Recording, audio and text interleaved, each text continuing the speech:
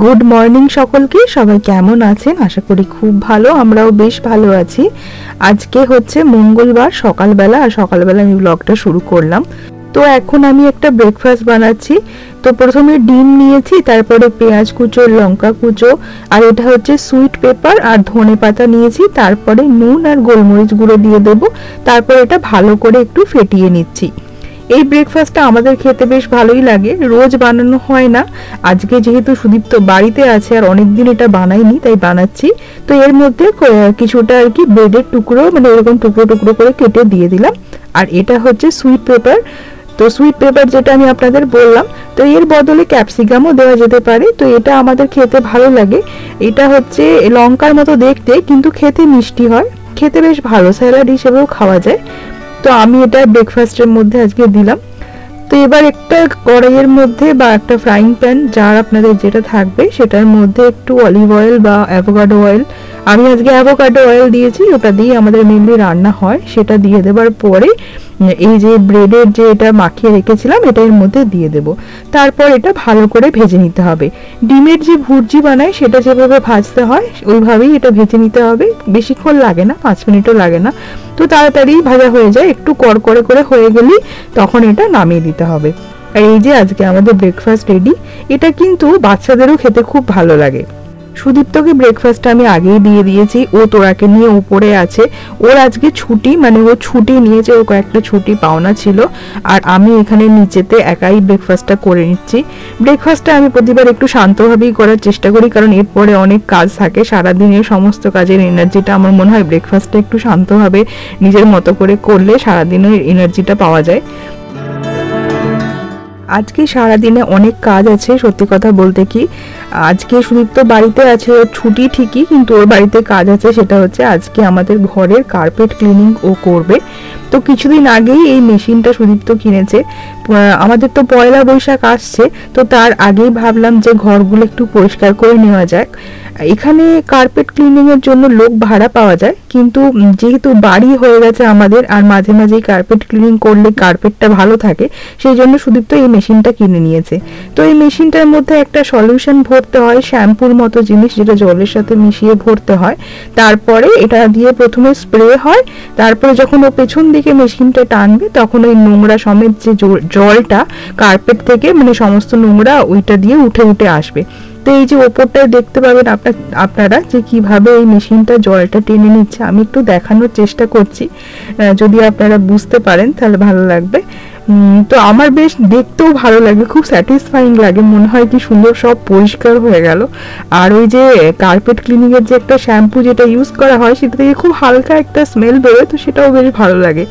আর ওপরে দেখুন ওই যে একটা বক্সের মধ্যে একটা জলের মতো জিনিস রয়েছে, তো ওইটার মধ্যেই ওই কার্পেট ক্লিনিং এর শ্যাম্পু যে সলিউশনটা, ওইটা আর জলটা দিয়ে মিক্স করে, একটা রেশিওতে মিক্স করে ওটার মধ্যে ভরে দিতে হয়। আর এই যে এইটাতে মানে নোংরা যে জলটা, সেটা এখানে জমা হয়, যেটা ওই সাদা ফেনার মতো জল দেখা যাচ্ছে ওইটা। তো এটা নিচেতে সাদা ফেনার মতো নোংরা জলটা জমা হয়েছে। আর উপরে যে এই যে ট্যাঙ্কি টাইপের রয়েছে, এটার মধ্যে ওই শ্যাম্পু মেশানো জলটা আছে, যেটা পরিষ্কার আর কি। তো এবার এটাকে, এই যে নোংরা জলটা আছে, এটাকে ফেলে দিতে হবে। বেশ কয়েকবারে একটা ঘর ক্লিন করা হয়, 2বার করে করলে বেশি ভালো, কার্পেটটা অনেক বেশি ভালো থাকে। তো কার্পেটটা অনেক নোংরা থাকে, কিন্তু আমরা বুঝতে পারি না, যেহেতু কার্পেটের নোংরাটা দেখা যায় না। তো এই দেখুন জলটা একদম কালো হয়ে গেছে, সুদীপ্ত একটু পরে ফেলবে। তো আমি চলুন আপনাদের দেখাই কতটা নোংরা জল। তো এখানেই তোরা ঘুরে বেড়ায়, হামা দিয়ে বেড়ায়, আমরাও পায়ে পায়ে ঘুরে বেড়াই। কার্পেটের এইটা একটা, মানে কি বলবো, ডিসঅ্যাডভান্টেজ। আমাদের কি ইন্ডিয়াতে প্রতিদিন ঘর ঝাড় দেওয়া হয়, ঘর মোছা হয়, এখানেও ঘর ভ্যাকিউম করা হয় ঠিকই, কিন্তু নোংরা তো থেকেই যায়। তো এই কার্পেট ক্লিন করলে ঘরটা মাঝে মাঝে পরিষ্কার হয়। মেনলি তোরা আছে বলেই আমরা আরো বেশি করে মানে ঘরটা ক্লিন রাখার চেষ্টা করি। ও তো সবকিছুই মুখে দেয়, আর ঘরেও হামা দিয়ে বেড়ায়, তোর ওর হাত পা সবসময় নোংরা হয়ে যায়। তো ওইটা দিয়ে কার্পেট ক্লিনটা করার পর এরকম একটা ব্রাশ থাকে, তো ওই ব্রাশটাকে এরকম টেনে টেনে টেনে টেনে মানে এই যে কার্পেটের যে মানে কি বলবো, কার্পেটটা সমান করে করতে হয়। তো সবার প্রথমে করতে হয় ভ্যাকিউম, মানে 2-3 বার খুব ভালো করে ভ্যাকিউম করে রাখতে হয় যাতে খুব একটা ধুলো না থাকে কার্পেটের উপর। তারপরে এই যে মেশিনটা দিয়ে এই শ্যাম্পুটা স্প্রে করে তারপরে এই শ্যাম্পুটা টেনে টেনে দিতে হয়, তারপরে ওই ব্রাশটা দিয়ে আবার সবকিছু সমান করে দিতে হয়। আর একদম লাস্টে এইটা একটা চিরুনির মতো একটা ব্রাশ থাকে, তো এইটা দিয়ে ভালো করে টেনে টেনে দিলে কার্পেটটা যে অনেক সময় বসে যায় পায়ে চড়ার জন্য বা অনেক কিছু ভারীতে যে বসে যায়, তো সেটা আবার নতুন করে একদম ফ্লাপি হয়ে যায়। তো এটাই হচ্ছে কার্পেট মানে ক্লিন করার, নিজেদের ক্লিন করার এটাই হচ্ছে প্রসেস। আর এই দেখুন কার্পেটটা কত সুন্দর হয়ে গেছে, একদম নরম ফ্লাপি হয়ে গেছে। তো এটা এখন ভিজে আছে, এটা শুকাতে মোটামুটি 24 ঘন্টার মতো লাগবে। তো সারা দিনটা আজকে আমরা ছেড়ে দেবো, আর বাইরে যেহেতু রোদ উঠেছে তো আজকে মোটামুটি শুকিয়ে যাবে একটা রাতের মধ্যেই। এবার আমি দুপুরের লাঞ্চটা বানাচ্ছি এখন। তো এগুলো হচ্ছে চিচিঙ্গা, আর এটা হচ্ছে ইন্ডিয়ান স্টোরে পাওয়া যায়। এগুলো কিন্তু ফ্রোজেন অবস্থাতেই থাকে, মানে এগুলো কেটে কেটে প্যাকেটে করে বিক্রি হয়। আমি আপনাদের দেখাচ্ছি, দেখুন এটা একদম বরফ হয়ে আছে। তো ইন্ডিয়ান স্টোরে যে সমস্ত সবজিগুলো সবসময় আমাদের পাওয়া যায় না, সেগুলো এরকম ফ্রোজেন সবজি হিসেবে বিক্রি হয়। আর এগুলো কিন্তু ভালো, ফ্রোজেন বলে যে খারাপ সেরকম কিন্তু নয়। তো প্রথমে একটু জল দিয়ে ধুয়ে নিলাম, তাহলেই ওটা মানে গলে গেল বরফটা। তারপরে কড়াইতে সর্ষের তেল, কালো জিরে আর একটু জিরে ফোড়ন দিয়ে এই চিচিঙ্গাগুলো দিয়ে ভালো করে নাড়িয়ে নেব। তো এর মধ্যে একটু আমি লবণ মানে নুন, তারপরে একটু হলুদ গুঁড়ো, একটু জিরে গুঁড়ো, ধনে গুঁড়ো এইসবও দিয়ে দিলাম। তারপর মিক্স করে নিয়ে একটু ঢাকা দিয়ে এটাকে একটু নরম হওয়ার জন্য রেখে দিতে হবে। তো এই রান্নাটা আমার মা করতো বাড়িতে। আসলে আমার ঠাকুমা নিরামিষ খেতেন, মানে অনেক বছর ধরে, আমার দাদু মারা যাবার পর থেকেই উনি নিরামিষ খেতেন। তো যেহেতু ঠাকুমা নিরামিষ খেতেন, সেই জন্য আমাদের বাড়িতে মাছ মাংসটা ছাড়া বাদ বাকি সমস্ত রান্না কিন্তু নিরামিষ হতো। তো এবার আমি একটা মিক্সার গ্রাইন্ডারের মধ্যে কিছুটা সর্ষে আর কিছুটা পোস্ত দিয়ে এটাকে গ্রাইন্ড করে নেব। আমি এটা চোখের আন্দাজেই দিলাম, যদি একটু বেশি হয়ে গেছে মনে হচ্ছে তো সেটা আমি রেখে দেবো। সর্ষে আর পোস্ত বাটা তো যদি ফ্রিজে থেকে যায় তাহলে মাছের ঝালটাল বানালে সেটা দিয়েও বানানো যায়। তো আমি এবার এটাকে খুলে দেখি কতটা নরম হলো। তো নরম মোটামুটি হয়ে গেছে। আর এই রান্নাটা কিন্তু একটু মানে ভাজা ভাজাই হবে, হ্যাঁ, এটা যে ঝোল ঝোল বা গ্রেভি টাইপের হবে সেরকম কিন্তু নয়। তো এবার ওই চিচিঙ্গাটার মধ্যে আমি যে সর্ষে আর পোস্তটা বেটে রেখেছিলাম সেটা দিয়ে দিলাম। তারপরে আবার খুব ভালো করে মিক্স করে নেব। এই টাইমে উনুনের ফ্লেমটা একটু মিডিয়াম টু লোতে রাখতে হবে, না হলে একটু পুড়ে যেতে পারে। আর আমি যেহেতু এখানে খুব একটা জল টল কিছু দিচ্ছি না। আর একটা বিষয় হলো, এই যে সর্ষে বাটাটা আর যে পোস্ত বাটাটা, সর্ষে পোস্ত বাটাটা, এটা দিয়ে কিন্তু খুব বেশিক্ষণ রান্না করার দরকার নেই। সর্ষে যদি বেশিক্ষণ রান্না করা হয় তাহলে একটু তিতো হয়ে যায়। তো আর আমি এখানে একটু এটা মিক্স করে নেবার পরে আমার কাছে একটু নারকেল কোড়া ছিল, এটাও ফ্রোজেন, ইন্ডিয়ান স্টোরে পাওয়া যায়, ফ্রোজেন অবস্থাতেই থাকে। তো আমি এটাকে ডিফ্রস্ট করে নিয়েছি। তারপরে এর মধ্যে একটু নামানোর আগে এই যে নারকেল কোড়াটা সেটা দিয়ে আবার মিক্স করে নিলাম।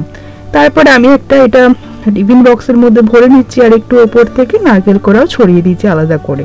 তো এটা আমার হয়ে গেছে চিচিঙ্গাটার রান্না। নিরামিষ রান্না খেতে কিন্তু বেশ ভালো হয়। এবার আমি ওই ফ্রাইং প্যানটার মধ্যেই একটু ডিমের কষা বানিয়ে নিচ্ছি আজকে। তো ডিমের কষাটা আলাদা করে সেরকম কিছু না, আমি যেভাবে বানাই সেটাই আপনাদের সাথে শেয়ার করছি। হয়তো আমি আগের কোনো ভিডিওতেও ডিমের কষা রান্না শেয়ার করেছি, এটা মাঝে মাঝেই আমাদের বাড়িতে হয়। তো যেমন ওই তেলের মধ্যে পেঁয়াজ কুচো, আদা রসুন বাটা, তারপরে টমেটো কুচো দেওয়ার পরে সব রকমের মশলা, আদা জিরে ধনে হলুদ গুঁড়ো নুন সব কিছু দেওয়ার পরে আমি যেটা দিই মেনলি এই ডিম রান্না করার সময়, সেটা হচ্ছে যে এই কাশ্মীরি লঙ্কা গুঁড়ো তো আছেই। আর আরেকটা মশলা সেটা হচ্ছে কিচেন কিং মশলা, এভারেস্টের কিচেন কিং মশলা বা যে কোনো কিচেন কিং মশলা দিলে ডিমের যে কষা বলুন বা ডিমের কারি বলুন সেটার কিন্তু টেস্ট অনেক ভালো হয়। আপনারা যদি ডিমের কোনো রেসিপি বানান ওই কিচেন কিং মশলাটা দিয়ে দেখতে পারেন, ডিমের টেস্টটা একদম বদলে যাবে। তো এবার এর মধ্যে আমি আলুগুলো দিয়ে দেওয়ার পরে কিছুটা জল দিয়ে দিলাম আলুগুলো সেদ্ধ হওয়ার জন্য। তো আলুগুলো সেদ্ধ যেমন হয়ে যাবে তারপরে এখানে আগে থেকে সেদ্ধ করে রাখা ডিমগুলো দিয়ে দিলাম। আবার কিছুটা জল দিয়ে ভালো করে ফুটিয়ে নেব। আর ফুটিয়ে নেবার পরে লাস্টে একদম কয়েকটা গোটা কাঁচা লঙ্কা আর একদম শেষে একটু ধনেপাতা কুচো ছড়িয়ে দেবো।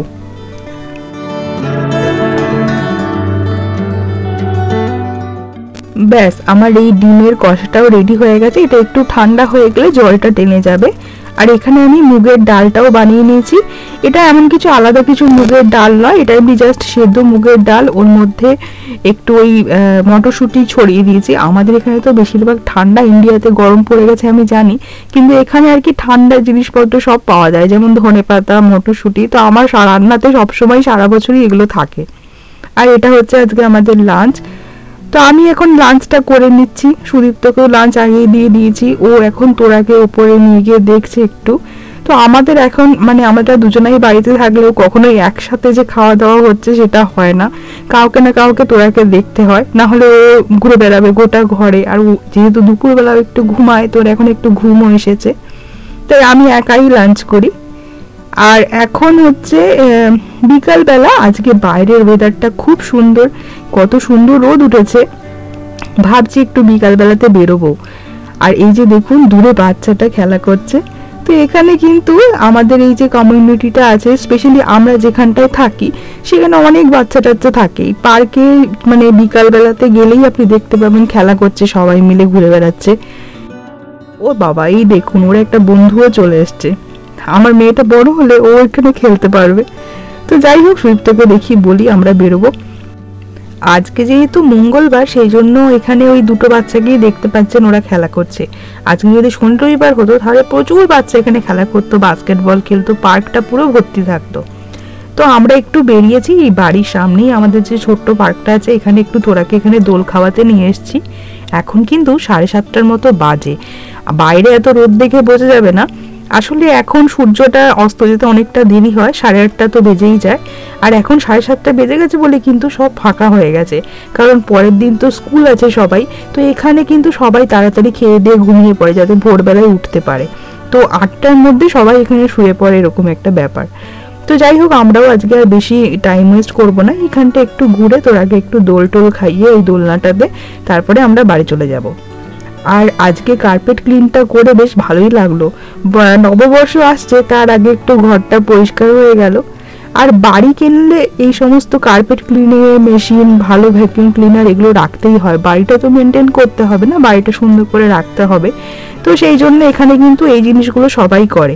আর বাইরের লোকদেরকেও করা যায়, তারা কিন্তু অনেকটা টাকা চার্জ করে, যেহেতু এখানে ম্যান পাওয়ারের অনেক বেশি, মানে সবকিছুর চার্জ অনেক বেশি, তাই মানুষজন নিজে নিজে করতেও প্রেফার করে। আর দেখুন আমরাই কিন্তু মানে সবকিছু করতে পারছি, তো সাধারণ মানুষ তো এখানকার যারা আমেরিকান আছে তারা তো সবকিছুই নিজে নিজে করে। আর এটা হচ্ছে আজকে আমাদের ডিনার, রুটি আর এখানে একটু ঘুগনি আছে। ঘুগনিটা আগের দিন আমি বানিয়ে রেখেছিলাম, তো ফ্রিজে ছিল, ওটাই আমি একটু গরম করে দিয়েছি। তো আজকে রাতে ডিনারটা আমাদের খুবই একদম সিম্পল। ডিনার টিনার হয়ে যাওয়ার পরে আমি রোজকার যা কাজ থাকে সেগুলো করে নিই, মানে এই যে কিচেনটা আছে সেটা ক্লিন করে দিই। তাহলে পরে কি হয়, সকালবেলায় পরের দিন যখন আসবো তখন একটু কিচেনটা ক্লিন থাকলে অতটা অসুবিধা হয় না। তো আমার এটা একটা হ্যাবিট আছে যে রাত্রেবেলায় আমি সব কিছু পরিষ্কার করে দিই। তারপর ওই যে ডিশওয়াশারটা আছে, ডিশওয়াশারটাও চালিয়ে দিলাম। আর এখানে কিছু বড় বড় বাসন টাসন আছে যেগুলো ডিশওয়াশারে ভরা যায় না, সেগুলো একটু হাতেই আমি ধুয়ে নিচ্ছি।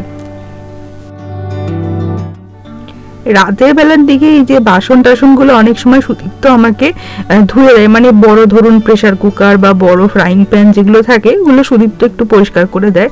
তো আজকে ও যেহেতু ওই কার্পেট ক্লিনিংটা করেছে, তো আমি বললাম তোমাকে আর করতে হবে না, ওটা তো একটা ভারী মেশিন, তো ওটা করতে একটু পরিশ্রমও লাগে। তো আমি বললাম তুমি ওপর চলে যাও, তোরাকে ছেড়ে দাও, তোরা আবার আমাকে ছাড়া ওপরে শুতে যেতে চায় না।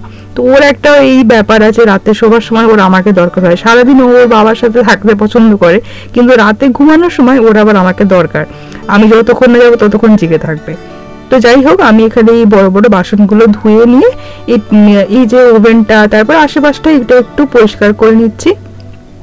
তো এই যে সারাদিন তো অনেক তেলের কাজ হয়, তো এগুলো একটু পরিষ্কার থাকলে পরের দিন এসে ভালো লাগে, মানে সকালবেলায় পরের দিন এসে, না হলে মনে হয় নোংরা জায়গার মধ্যে চা করবো, সেটা আবার আমার খুব একটা ভালো লাগে না।